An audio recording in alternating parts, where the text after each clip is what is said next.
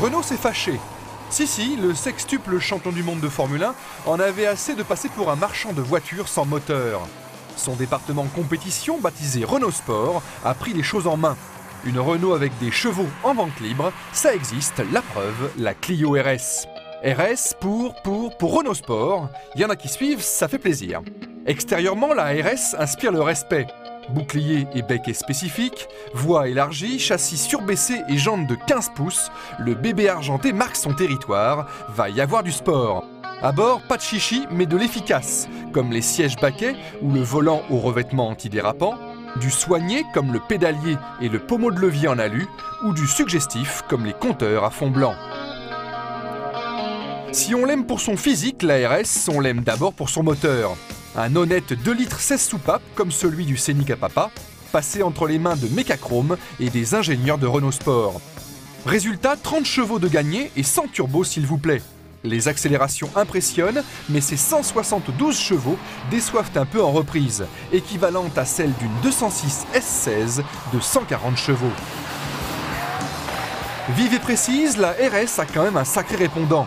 Sa puissance est exploitable et la qualité du comportement permet de se faire plaisir avant de se faire peur. Sur le sec, elle est vissée au bitume et enchaîne les portions sinueuses avec un talent évident. D'autant que la commande de boîte et le freinage très saignant sont dans le même tempo.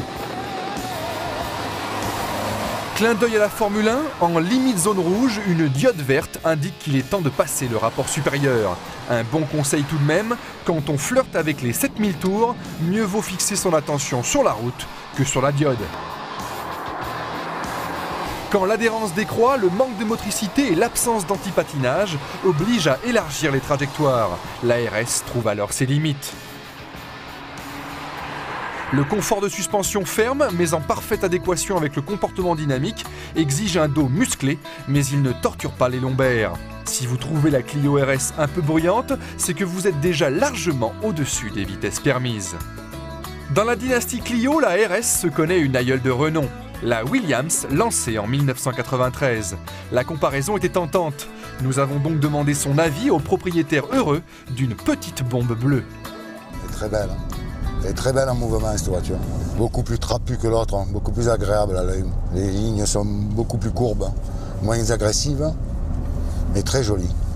On est mieux les installés et on est bien tenu sur les côtés. Je crois que ce qui s'y est le plus amélioré, c'est au niveau de la direction. C'est vraiment sensible. Il est un peu plus ferme que l'autre et beaucoup plus précise. On a beaucoup moins la sensation de vitesse dans celle-là que dans l'autre. Tout est atténué, aussi bien les bruits, le bruit moteur que les bruits extérieurs. Ça tient à quoi ça?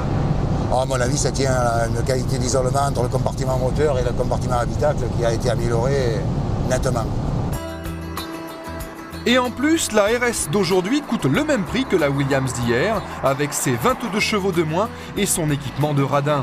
La nouvelle venue a donc de quoi voir venir la concurrence qui, pour l'instant, n'existe pas vraiment. Et le pire, c'est que le meilleur est à venir.